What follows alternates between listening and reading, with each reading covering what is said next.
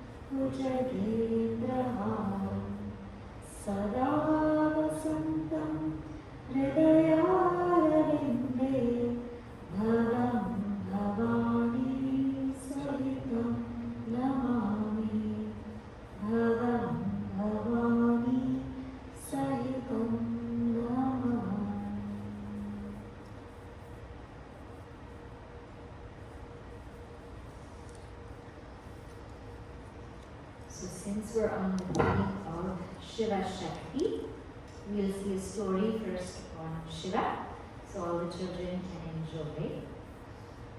There was once a very young boy in school.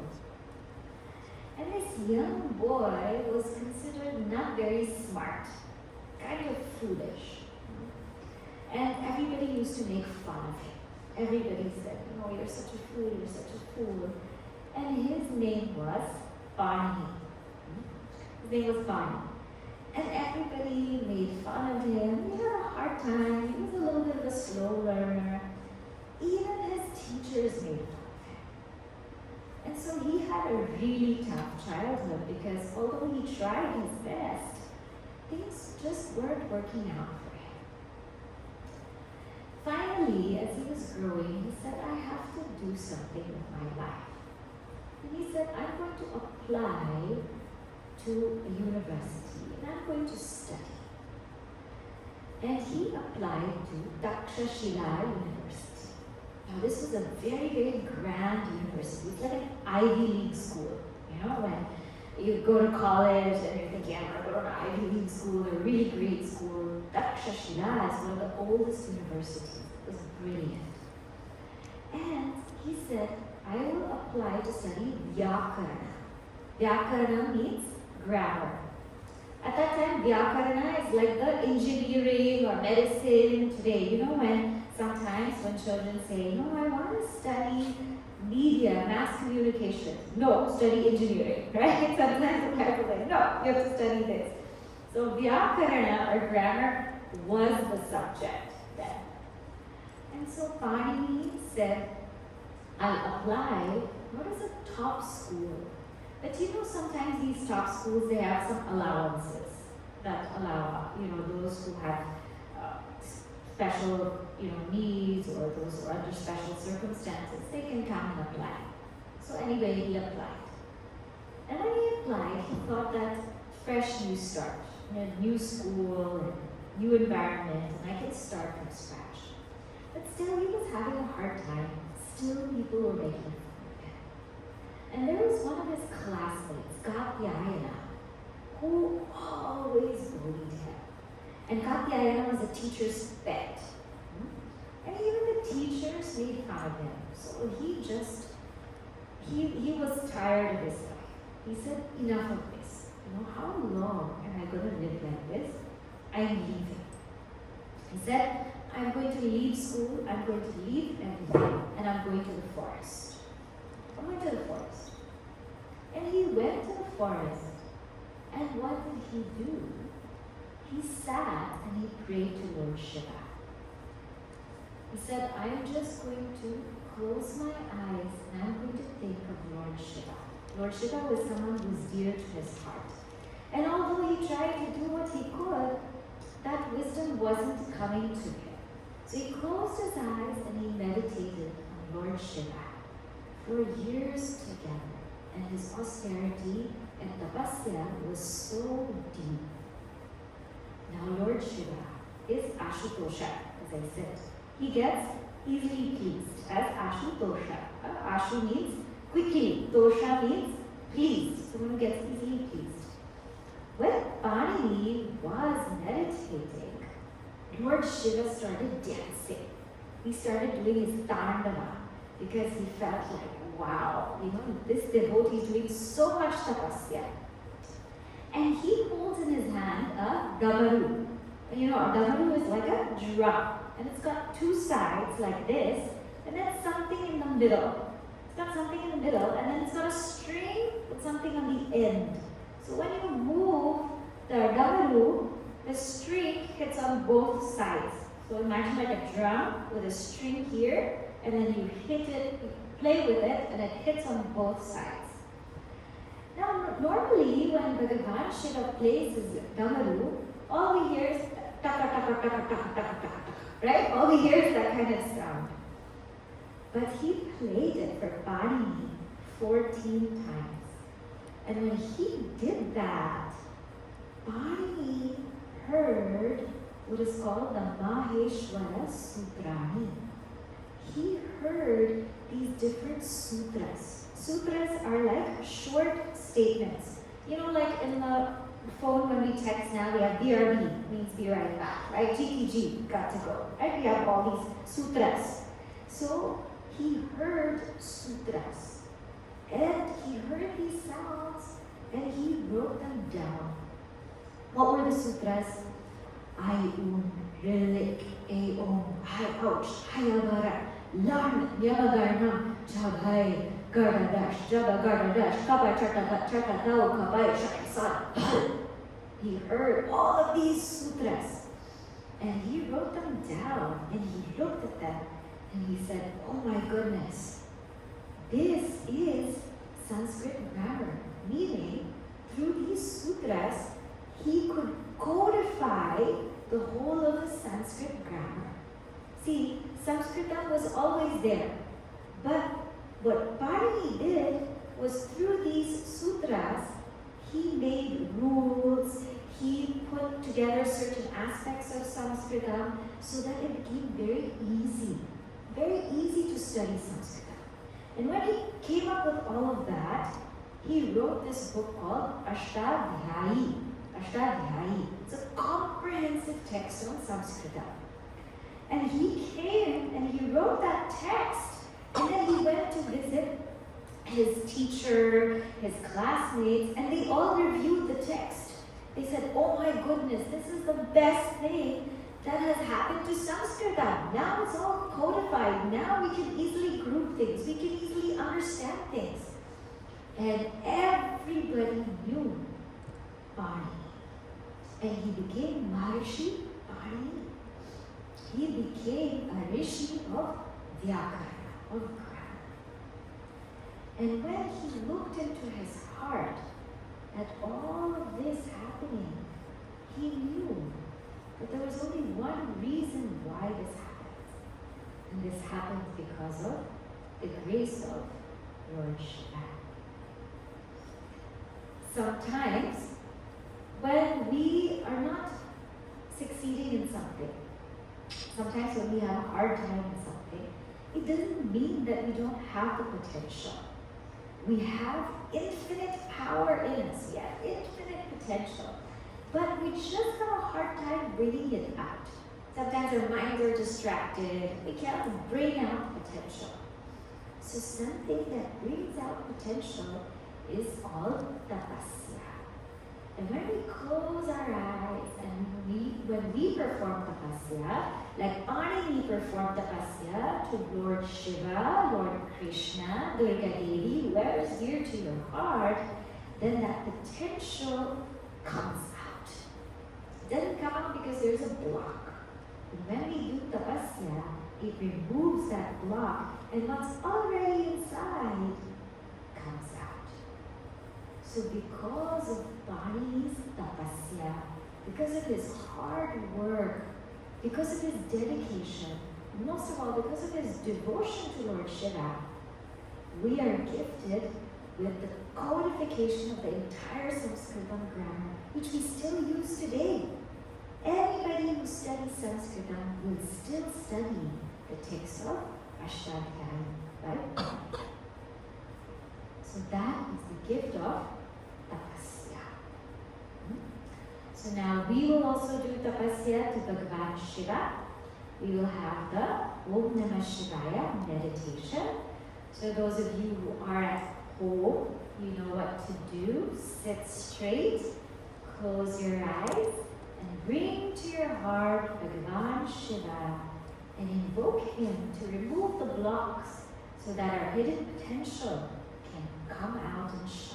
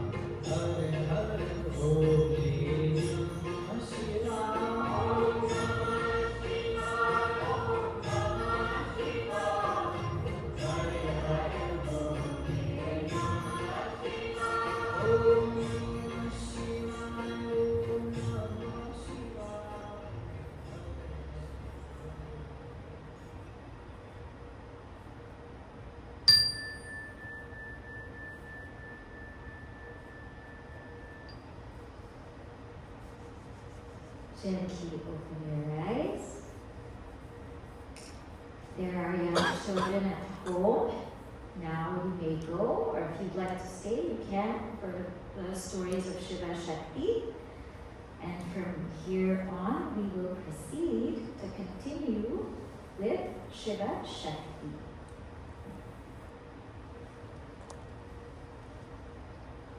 Okay. So, we were on the topic of the marriage of Shiva and Parvati, right? So many of them did not attend the session last night, so I'll just give a brief intro so that we're all on the same page. What happened was, Sati did tapasya and she was now born as Parvati. And Parvati also did lots of tapasya, and through her tapasya, she pleased Bhagavan Shiva, and now they were going to get married.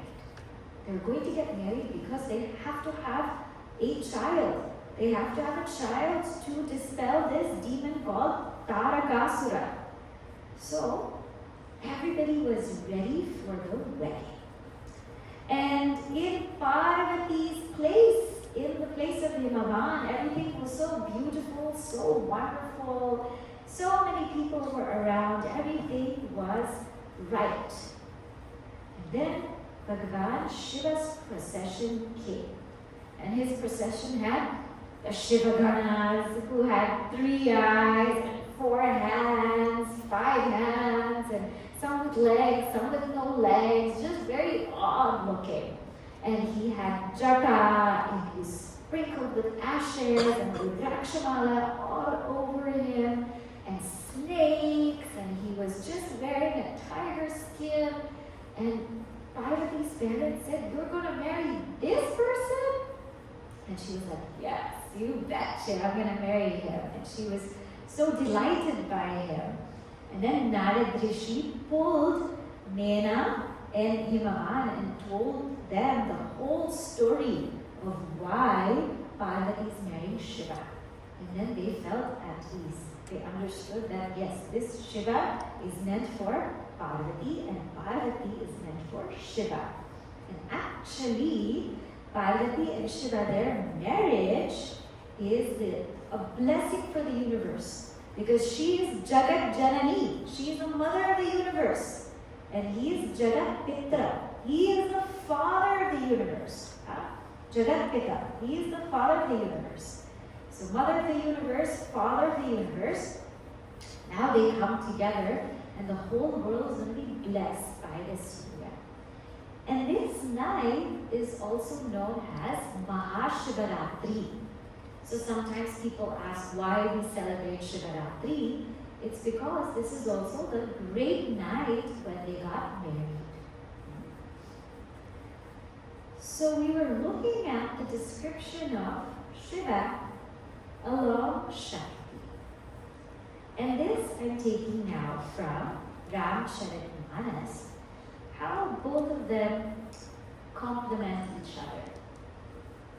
When Shiva arrived to marry Parvati, Shakti, how was he?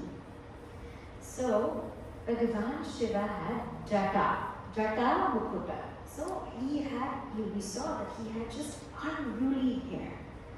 But Parvati Devi was very, her hair was very fixed, kept properly.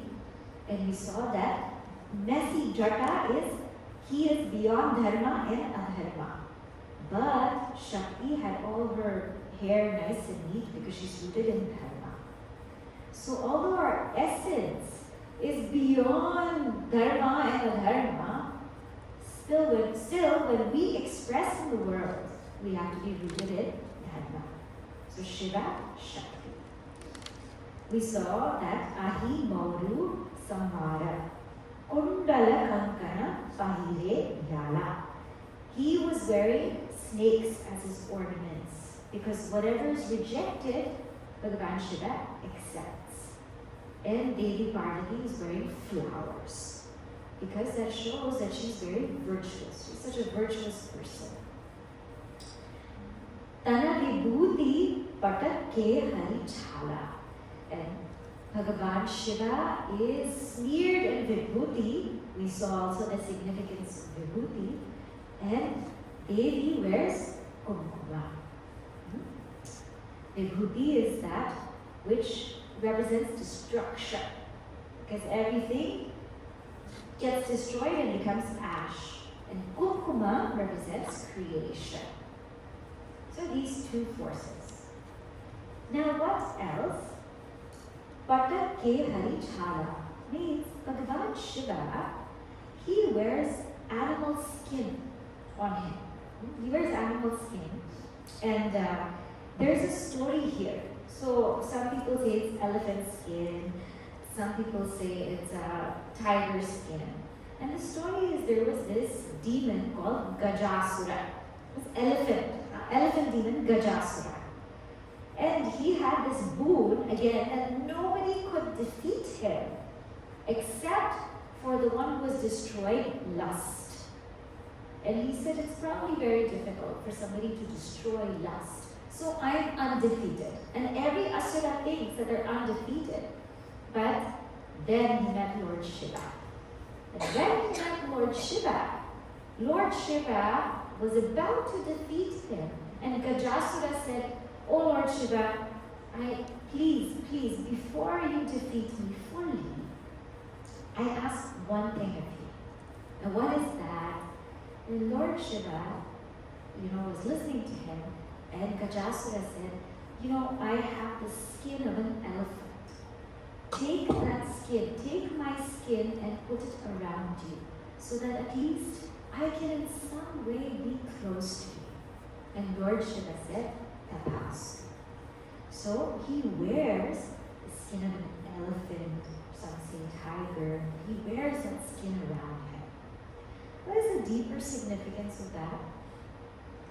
See, human beings, we have 5 senses. And I'm sure you saw this in Viveka Chudamani, right? There are 5 animals. Each one meets their death because of one sense. So, the moth, because of its fascination for sense of sight, it just rushes into a flame and it gets destroyed. The deer, because of its fascination for sound, when the hunter, plays a sound, because of its fascination, it goes towards the hunter and it loses its life. The bee, it has a fascination for smell. So when it goes into the flowers and sucking pollen, nighttime some of the flowers close and the bees get caught up in the flower because they keep sucking in the pollen and they forget that they're supposed to get out. So because of their sense of smell, they meet their death. Fish, there's bait. And people, when they go fishing, they put bait, they put a worm or they put something there. And the fish, they kind of know sometimes, right? But because, again, they lose it, they fall for that bait, and they're caught, they lose their life. And elephants, they have a weakness for the sense of touch. So during mating season, what they do is actually not very nice. The male elephants are on one side, and the female elephants are on another side. And in mating season, because the male elephants are longing to be with the female elephants, they put a trap in between. And so when the male elephants start to walk, they fall in the trap. So because of their sense of touch, they're trapped because of that weakness. So each animal, the fish for its weakness in taste, the deer for its weakness in sound, the moth for its weakness in sight, the bee for its weakness in smell, right? Elephant for its weakness in touch. Each one meets their death because of one sense organ weakness. We have all 5. We have all 5, right? So imagine how hard it is to control all 5. The one who is able to control all 5 is Lord Shiva. That's why he's called Kriti Vasa. These 5 are called our animal instincts. When we get lost in them, we become like animals. When we are able to control them, we are humans. We do ourselves justice. When we lose control of them, we're animals. But Lord Shiva has controlled all of that. So he's Kriti Vasa, the one who wears animal skin. And if you look at Shakti, what does she wear? In Lalita Sahasranama, in the beginning shlokas, shows that Shakti wears the color yellow. Why does she wear yellow? Remember, Parvati did a lot of tapasya. She did so much tapasya to realize her true identity as Jagat Janani, as the mother of the universe, as the one who's wedded to Shiva. And when one does tapasya, they burn. That's why Shakti is hot, heat. That color of burning is yellow. When one does intense tapasya, they burn. And in that brilliance, they shine. So Abdul Kalamji once said, if you want to shine like the sun, first burn like the sun. So Shakti is color of the west. Now, how else is Bhagavan Shiva? So, Sasi Lalata. So Bhagavan Shiva has the moon on his forehead. There's a moon on his forehead. What does that mean? So there's a story here of Daksha. You know Daksha doesn't like Bhagavan Shiva, right? There's so many more reasons. Here's one more reason he doesn't like Lord Shiva. It's because he had 27 daughters in the form of constellations. Okay? So these daughters were in the form of constellations. So he married the constellations to the moon, Soma. He said, you all brighten up the sky. Make the sky so wonderful, so bright that it's glorious. So he said, now I'm giving you to the moon, and you all brighten up the sky together. And the moon is supposed to spend time with each constellation, same amount of time, so that everybody becomes bright. But the moon had a favorite constellation. Favorite constellation was Rohini. And Daksha said, oh, moon, and the moon's name is Soma.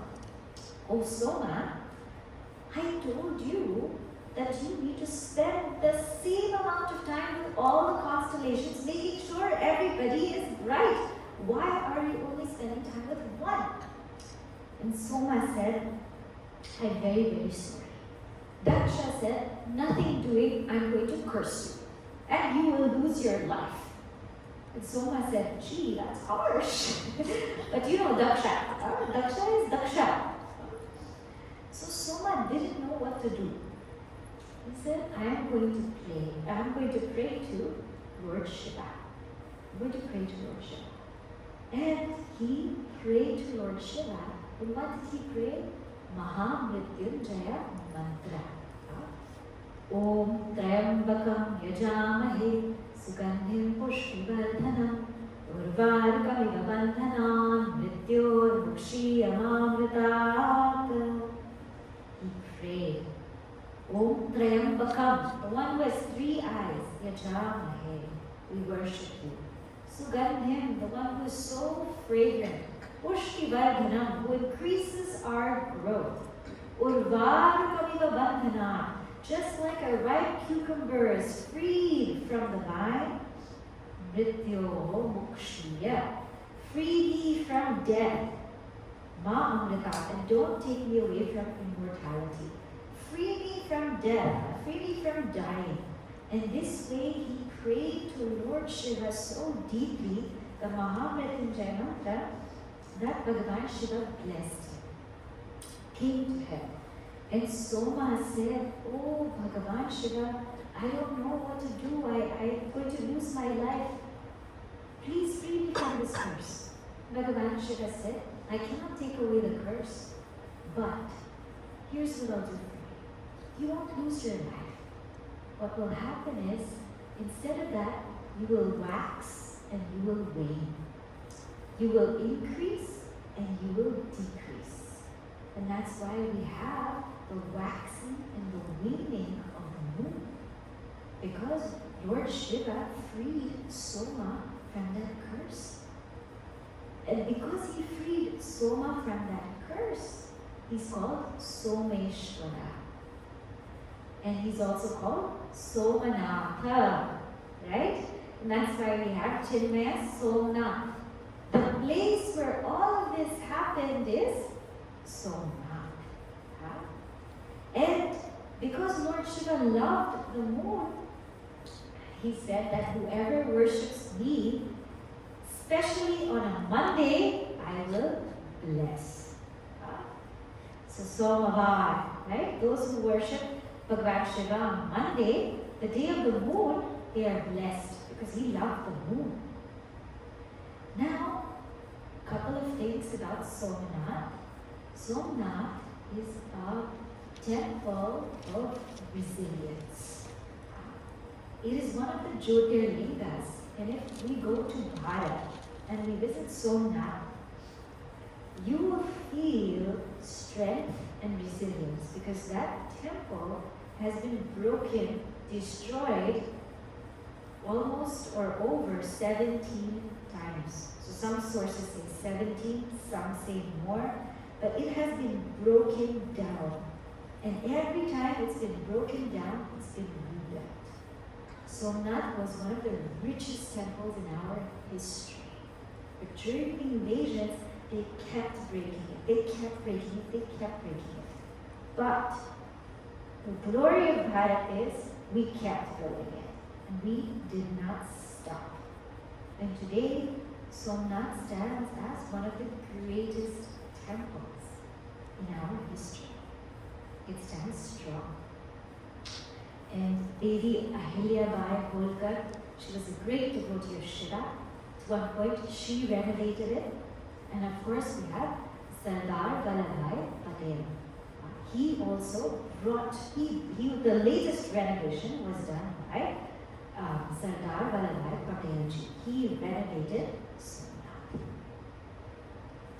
So this is the moon. Now, a deeper significance of the moon is that it resembles the mind. So Lord Shiva wears the moon here, crescent moon, which tells us that, look, our minds are going to wax and wane. Sometimes they're going to be sattvic. Sometimes they're going to be rajasic. Sometimes the thoughts are going to be tamasic. Watch that mind. You are not the mind. Lord Shiva wears the mind.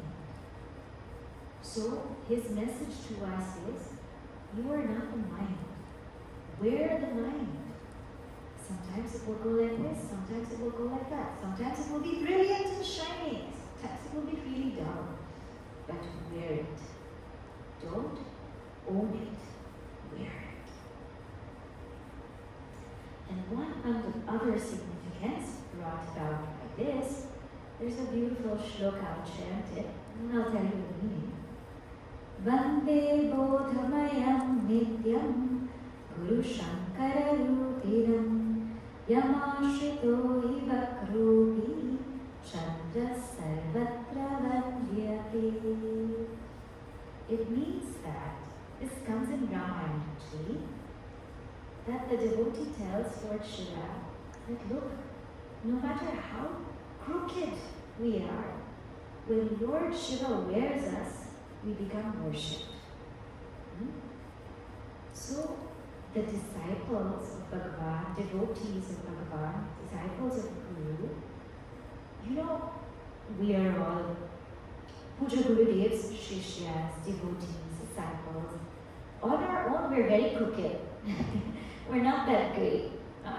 We have kind of faults and blemishes and things we have to improve and work upon. So on our own, if you keep us, nobody will come near us. But the minute we go somewhere and we say, we're from Chinmaya Mission. Oh, you're from Chinmaya Mission? Please come in. Let me take care of you. Let me do this. Let me help you.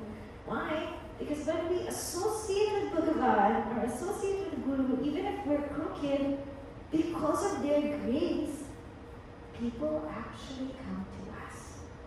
It's not because of us, but because we're associated with Bhagavan, with Guru, that people come close to us. So we are also like the crooked moon. It's another meaning. Okay? Now, Lord Shiva on his head doesn't have only the crooked moon, but he has Ganga Devi. And Ganga Devi is Shakti. She is Shakti. She is another form of Shakti. So Shakti is not just, alongside Bhagavan Shiva, but even on his head there is Ganga. There also is Shakti. And I'm sure you all know the story of Ganga Devi. So I'll keep that a little brief. Ganga Devi, how she came was, there was a King Sagara. And King Sagara was going to do the 100 Ashwamedha yaga.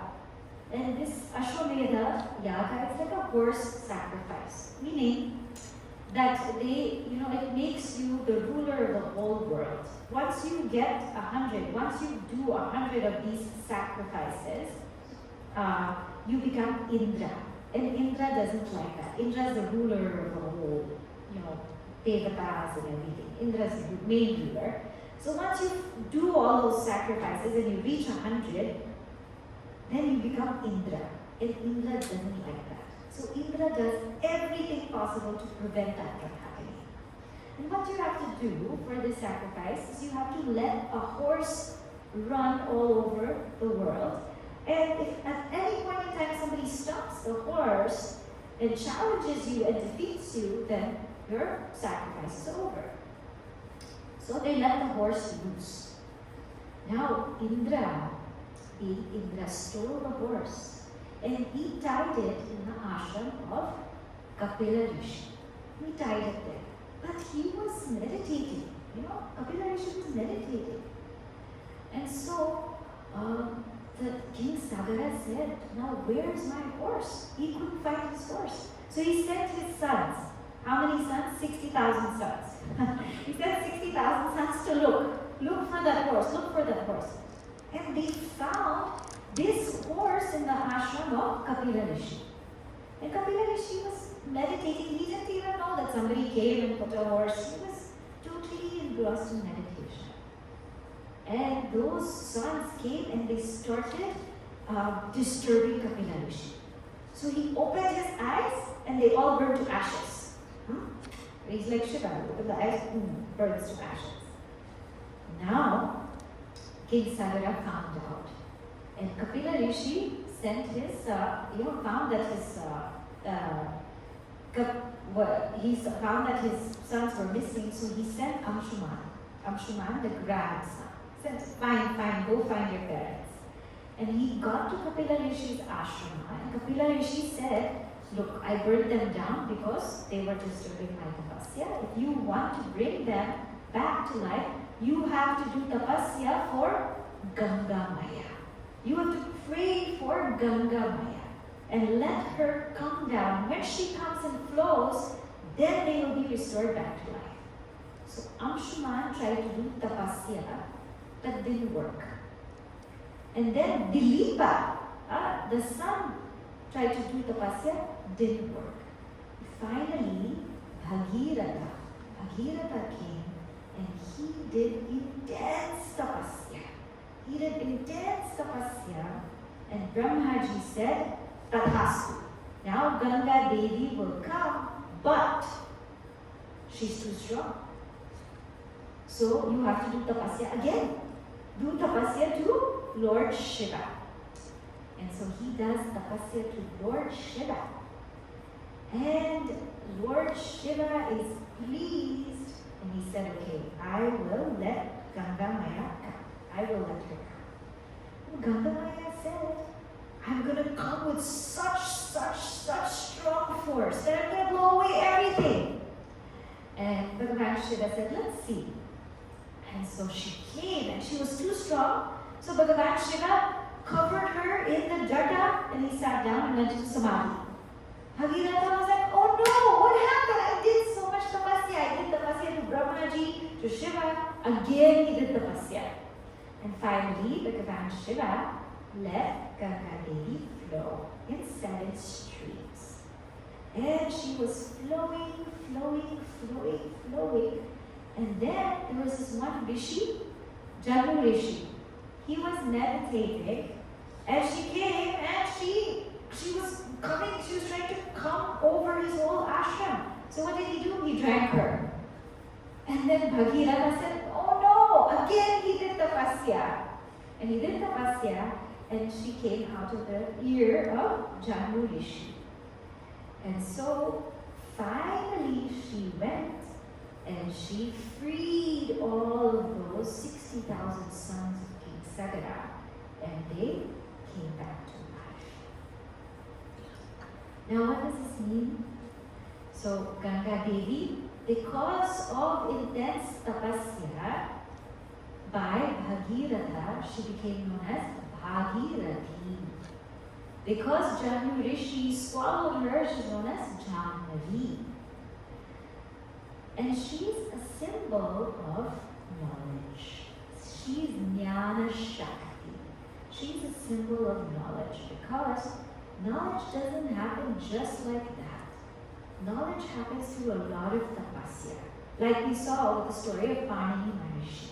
Only when we do a lot of tapasya in the form of karma yoga, bhakti yoga, then that jnana yoga in the form of Ganga Maya, she will come to us. And she is such a brilliant Shakti that has inspired so many. We saw how she inspired Swami Tapovan Maharajji, that he wrote the hymn to Ganga. But remember, she also inspired Puja Gurudev. If you think about it, without Mother Ganga, we would not be here. When Puja Gurudev was with Swami Tapovan Maharajji, he sat by Ganga Maya. And when he sat by Ganga Maya, he looked and he saw that her waters were always flowing to the plains. Whatever she had, she was always giving and giving and giving. And he said, why should I keep this knowledge within me? Why should I keep this knowledge here? Let me also flow like Ganga. Because of that inspiration, Gurudev came to us. And so, for us in Chinmaya Mission especially, Ganga Devi is very dear. We don't treat her as a river. She's a mother. And whenever we approach Devi, we first bow down to her. And Gurudev so beautifully talks about her that she has such determination that she will flow no matter what. If there are pebbles, she will jump over them. If there are big rocks, she will leap across them. If there are big mountains, she will turn around them. But she will keep flowing. And that is a strength of Shakti. No matter what comes in her way, no matter who comes in her way, she will keep flowing. And she never looks back. She never looks back. She's always going forward. And in her flow, she supports all life. This is Shakti. That one river, it supports the life of the tiniest insect to the biggest human. Everyone drinks that water, bathes in that water, prays in that water. Everyone cools themselves in that water because to us she is Ma. So Bhagavan Shiva carries Shakti even in his head as Ganga. Now what else here? Bhagavan Shiva has Nayana Tini. Nayana Tini.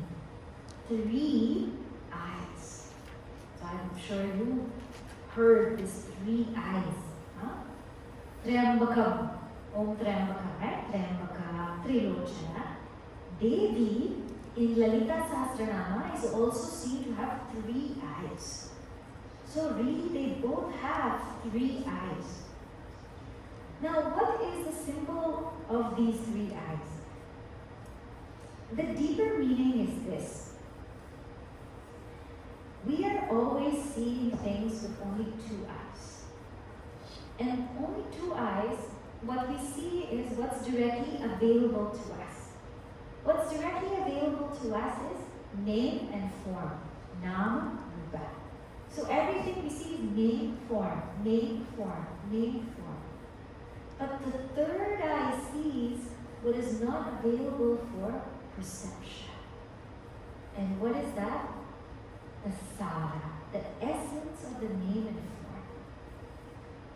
Instead of seeing just name and form, when our 3rd eye opens, we see the essence of the name and form. Like we might be seeing bracelet and bangle and earring, but the 3rd eye will see gold. I might see you as a man, as a woman, as a person, as a being in front of me. But if I start to look with my third eye, I am none other than you. I am you, you are me. And that's why when we put kumkuma, anything, we put it here, right? Because this third eye, when we actually do this, this is where the third eye is, not a physical eye. This is a seat of memory. This Agnya chakra is a seat of memory. Whenever we touch it, we activate that. And we remind ourselves to see what's beyond the physical eye. There is the eye of knowledge, the jnana chakra. That is what we as seekers have to open. Through intense tapasya and through the knowledge pouring out of Ganga, the third eye opens. Now, another meaning of this third eye, which is something that we can also practice today. One eye is the eye of justice. One eye is the eye of compassion.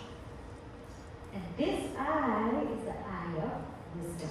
Third eye, wisdom. Here, eye of justice.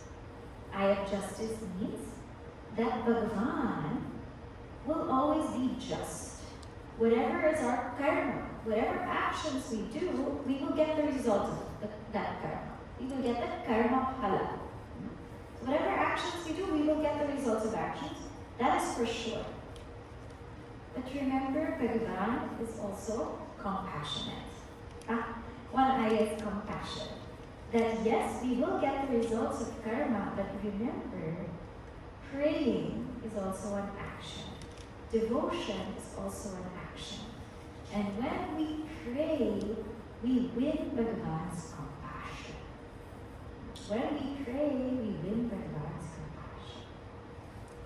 And to be able to see when to do what is the eye of wisdom. There's a story of Markandeya. I'm sure you know Markandeya Rishi, right?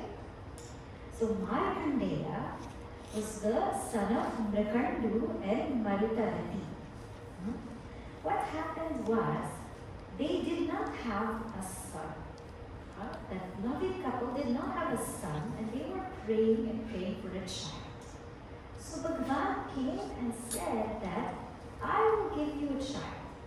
I will give you a child, but either you can have a child that lives very, very long, who's not so virtuous, not so smart, not so intelligent, or a child that will live only for 16 years, but very smart, very intelligent.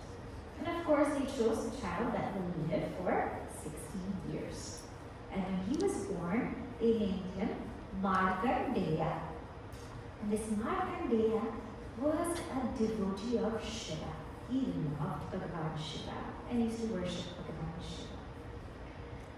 And as time was passing by, Markandeya could see that there was something always in his parents' eyes. They loved him, they cuddled him, they were there with him. But there was some sadness all the time, some sadness, some being sad about them, which he couldn't understand. Why is there some sadness beneath their eyes? Finally, one day, he was almost 16 and he was coming home, and his mother couldn't bear it anymore. She started crying. And he said, "What's wrong?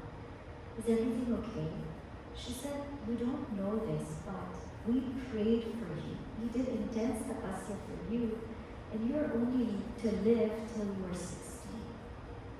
And you're almost going to be 16 years old, and we don't want to lose you." And he looked at his father, and his father nodded. It was teary-eyed. And Markandeya said, "Okay, I'm going to go to the forest.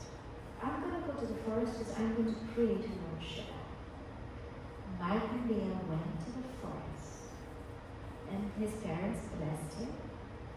They had a hard time leaving him because they felt that this is the last time we're going to see our child. But they said, "Okay, go." He sat in the forest and he built a Shivalinga, made a Shivalinga. And he started praying and praying and praying to Shivalinga. Now, his 16th birthday was coming, and Yama, the god of death, had to come. He said, I have to be on time. Yama is very much on time. And he said, even if Markandeya is meditating, I have to come.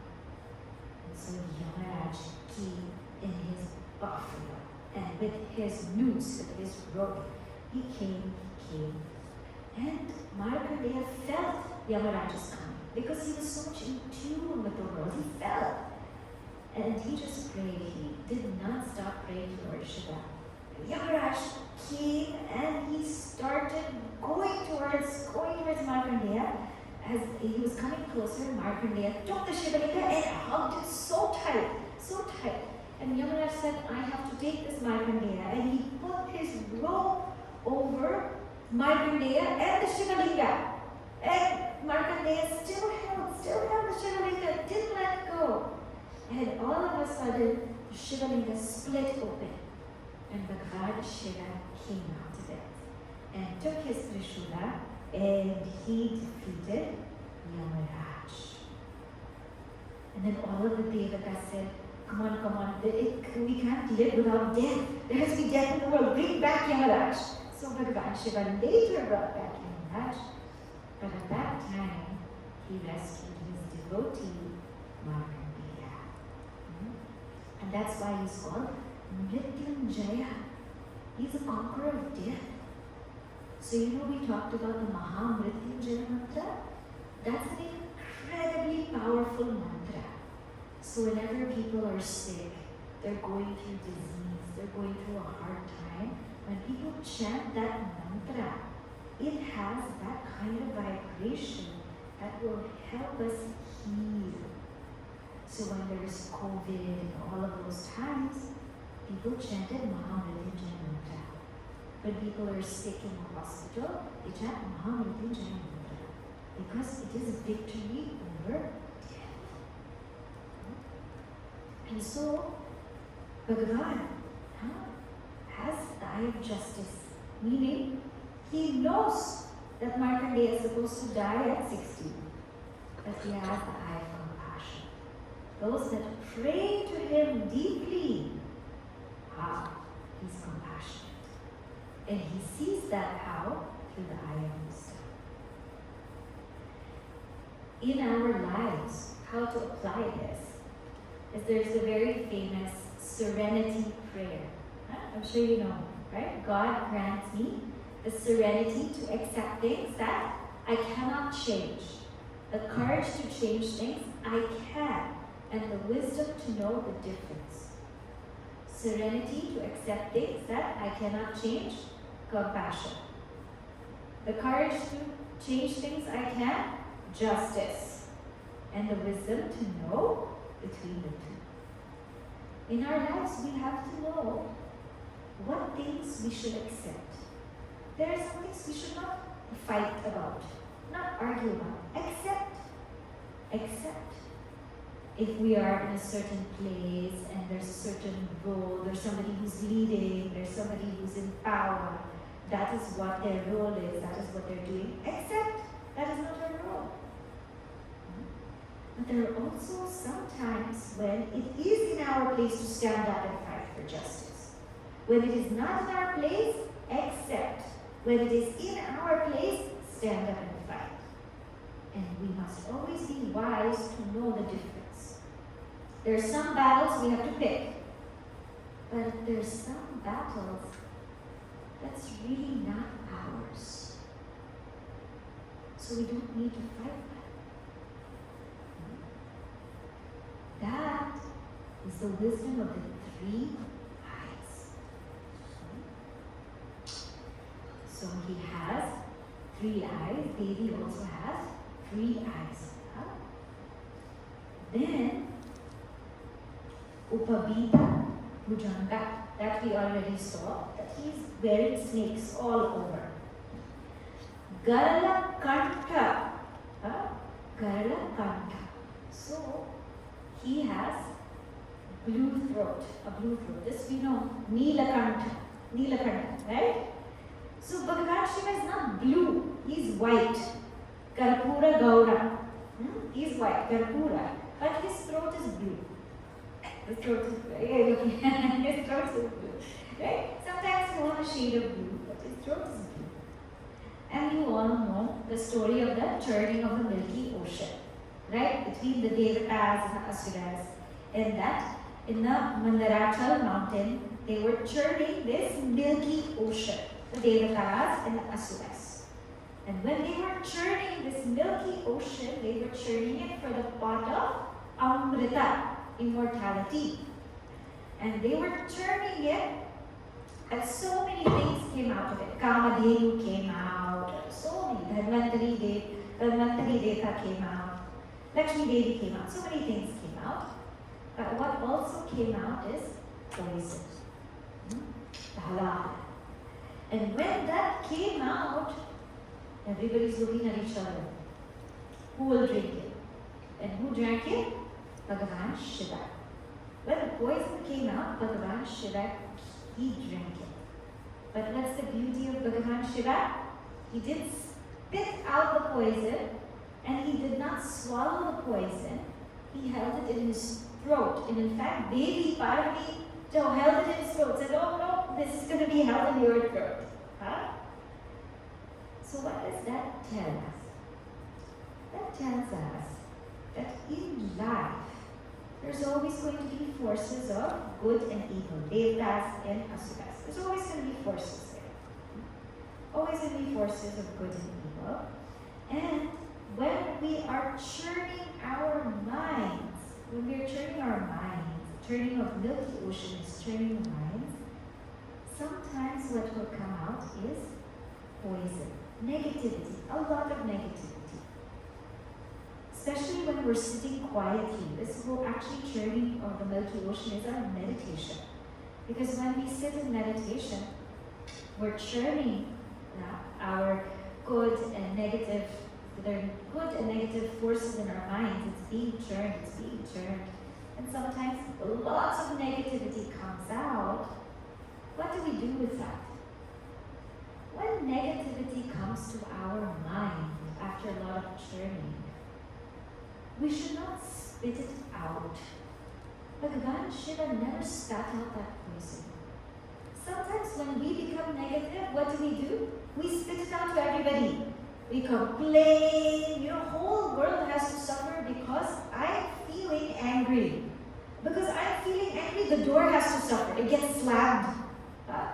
Because I'm feeling angry, the floor is stepped upon. Because I'm feeling angry, somebody gives me the eyes.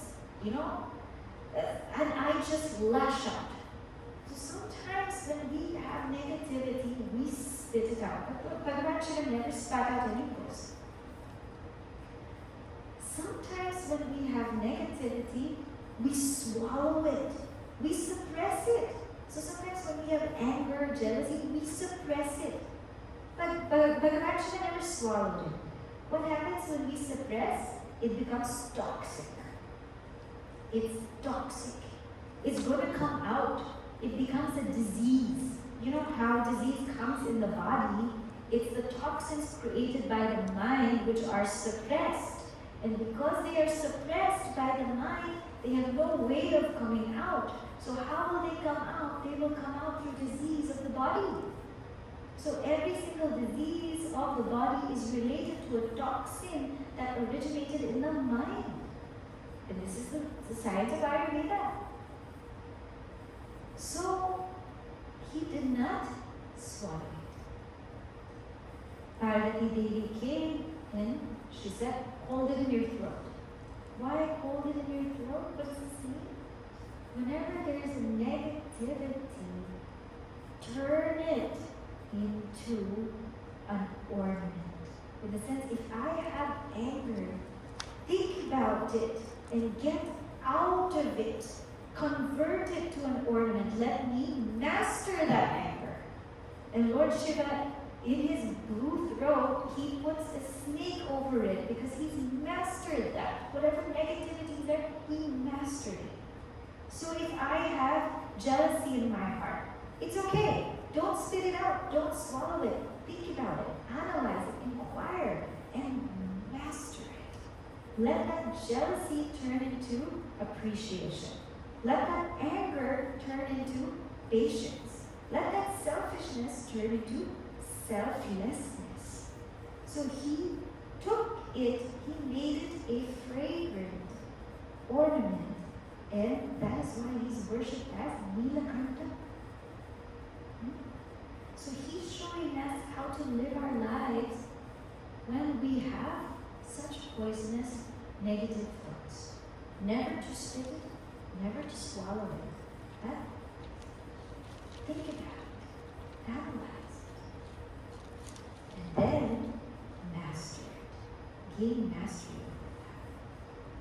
And that is Bhagavan Shiva. Now, just a deeper level to think about this is, so one way of conquering the mind is mastering the mind. One way, which is for a deeper level, is also to transcend the mind. So whenever there is some negativity in my mind, think that Bhagavan Shiva has drunk it. In the sense that, go to the source of the negativity. That I am just a witness of whatever is happening in the mind. I'm just a witness. So if there's some negativity, even some positivity, anything in the mind, Lord Shiva has drunk up all the thoughts. I am just a witness. Because at that point, even identifying with good thoughts is poison. Identifying with any thoughts is poison. So Lord Shiva just drinks it down. So here we see Garala Karta. Ura Nara Sira Mala. Here Bhagavan Shiva is known to have the garland of skulls. Garland of skulls. Why is somebody wearing a garland of skulls? The garland of skulls is to show that he has mastery over the ego. He's not identifying with the ego. The ego is something dead for him now. Right? We tend to, when we identify with the ego, we suffer. But Bhagavan Shiva has negated the ego, destroyed his ego, so now he has mastery over it. Not identifying it. He's beyond it, transcended it. And that's why he can wear it. Just like Bhagavan Shiva wears the mind, he wears the ego, the skulls.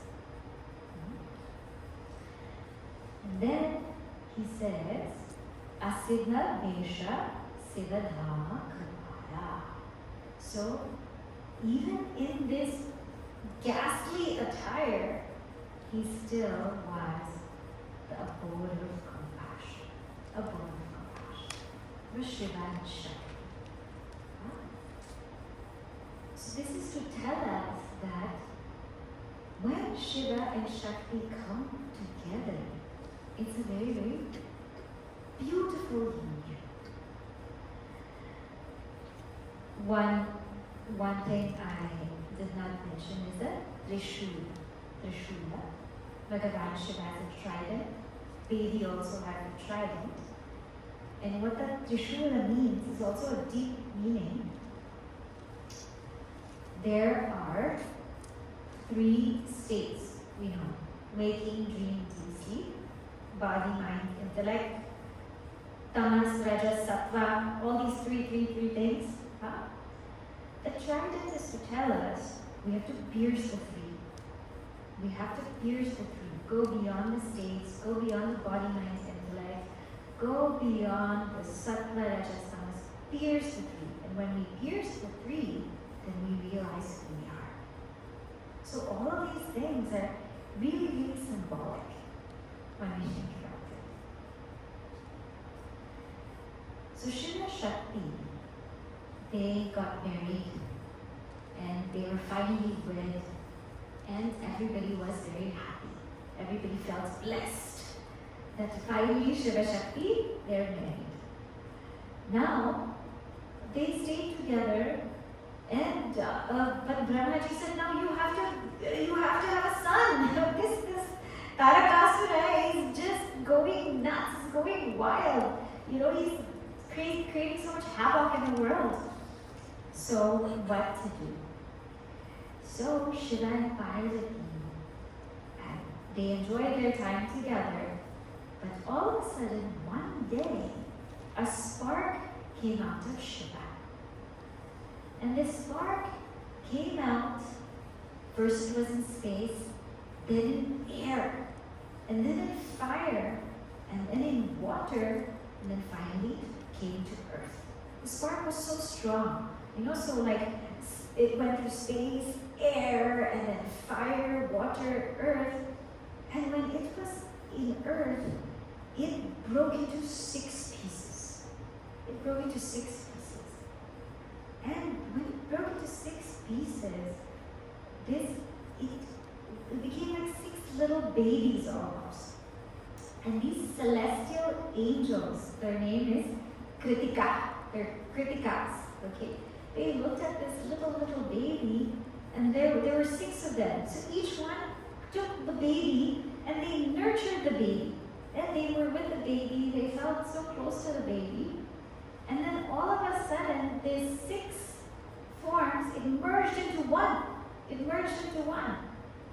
And so that one now became the son of Shiva. And so Bhagavan Shiva said, now I want to come see my son. And so he brought Parvati Devi, and they were very excited. Everybody wanted to claim this son. Everybody said, the 6 celestial angels said, he's my son. And because he was born in this forest of reeds, Sharavana, they said, no, he's our son. He's our son. And then Parvati Devi said, but he's my son. So Bhagavan Shiva said, okay, I am going to name him all of these names. Because he is the son of Parvati, he's called as Skanda. Because he's the son of the Kritikas, he's known as Kartikeya. Because he's born in the forest of reeds, he'll be called Sharavana. And because also he is, he's the son of Ganga, came through the water, he's called Kumara. Because he has 6 faces, Shanmukha. And his name is also Subramanya. And so this son came to be known very commonly as Kartikeya, Subramanya, Mulga. And Bhagavan Shiva gave him a very special spear called Veil. And he also got a peacock. Now, this Kartikeya's birth is very beautiful because it tells us that the human body is born out of 5 elements. That's why Kartikeya's birth was like that. From a spark, space, air, fire, water, earth. Human body is born of 5 elements. And that human body is born out of 5 elements. It has Shad Vikaras. It has 6 modifications. Asti, it exists. Jayate, it's born. Vardhate, it grows. Viparinamate, it matures. Apakshiyate, it decays. Vinashyati, it gets destroyed. So, this body has 6 modifications. So, it's split into 6 modifications. But the one who is able to transcend all of that is called Kartikeya. And that's why all of those 6 come back into one who is above and beyond that. He is Kartikeya. So they were very, very happy with Kartikeya, and they said, now this Kartikeya will defeat Tarakasura. And so that's what happened. Kartikeya defeated Tarakasura. Meanwhile, Parvati Devi said, now I want a son born from me. You had a son born from a spark of you. I want a son born from a spark of me. And Parvati Devi said, I am going to have my son. So we all know the story of Ganesha. one day when Devi Parvati was bathing, right? Bhagavan Shiva had gone away from her body. She had made a young boy, from all of her Shakti. She made this young boy. She molded him and she called him Ganesha. Ganesha. She molded him, she called him Ganesha. And she told Ganesha, now you stand guard for me. You protect me. You are my son. You are born for me. You stand guard for me. And I am in my quarters. Don't let anybody enter. And at that time, Bhagavan Shiva was away. Then Bhagavan Shiva came to see Parvati, and this young boy stood in front and said, you can't go inside. And Bhagavan Shiva didn't know that this is his son. He didn't know because he was not there. And the boy said, you can't go inside. You can't go inside. And finally, Bhagavan Shiva and Ganesha, they were on it, back and forth, back and forth, back and forth. And Bhagavan Shiva defeated Ganesha, took off his head. And Parvati Devi said, oh my goodness, what happened? What happened? She came out and she found out and she was crying. She said, that's our son. He said, oops, okay. And so they went and she said, get something, get something. And the first head that came, the first head that they found facing north was the elephant. And they took the elephant head and they put it on Ganesha. And Parvati Devi said, from now on, nothing will ever happen without Ganesha. All prayers will only start with Ganesha. So when we hear this story also, we feel like, oh, what happened here? See, Ganesha was made from Shakti, from Devi Parvati, from Prakriti. And that Ganesha, he failed to recognize divinity. And because he failed to recognize divinity, Lord Shiva took away his ego and gave him now an elephant's head. An elephant's head, an elephant being the one who is wise, the one who now is able to recognize the grandeur of divinity. When we're made from Prakriti, the mind is made from Prakriti, and we fail to recognize the divinity that is already within us. And because of that, when we pray to Bhagavan, he takes away our ego. When he takes away our ego, then he gives us a new vision of life. And that's the vision of Ganesha. And so now they are one whole happy family. Let's listen.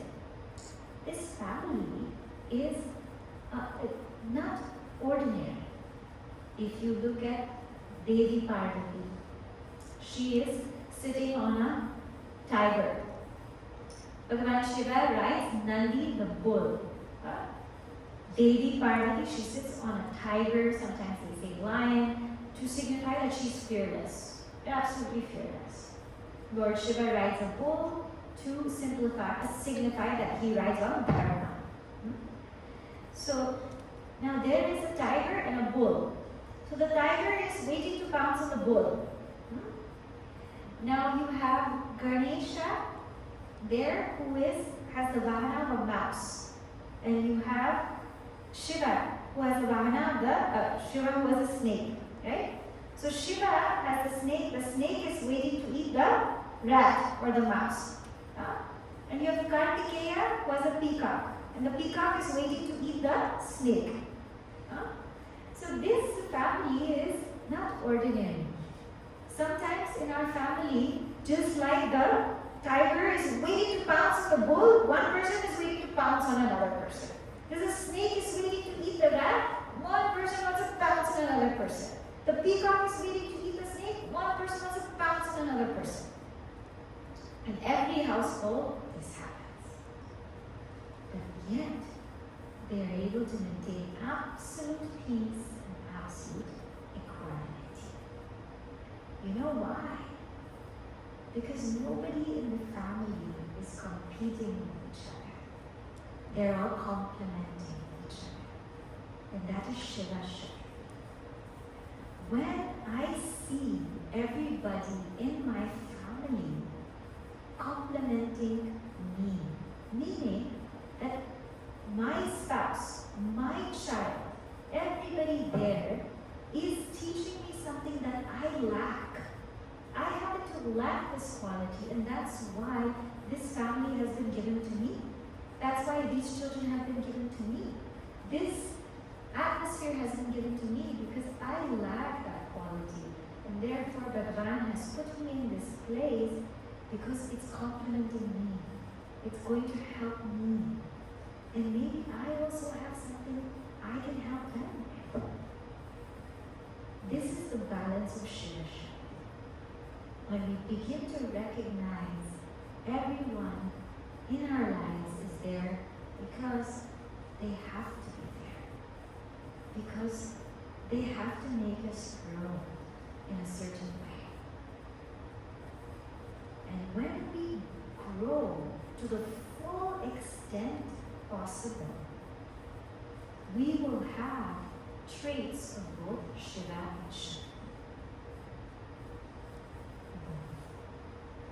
In a great Mahatma, you will always see not only the traits of Shiva, but also the traits of Shakti. They can be very firm, disciplined, systematic, yet very loving, intuitive, caring, creative, nurturing. So when we grow as seekers to our fullest extent, we will have both within us. The essence of Shiva and the expression of Shakti. The firmness of Shiva, the compassion of Shakti. The love of Shiva-Shakti. So with this, I hope that we have seen or a beautiful way to think about Shiva-Shakti, not only on the outside, but also inside. And I invoke Puja Gurudev's grace and blessings that in all of our families, we can see the beauty in each other and see how each of us can help each other grow to realize our true self, because that's what we're here to do. Hari Om.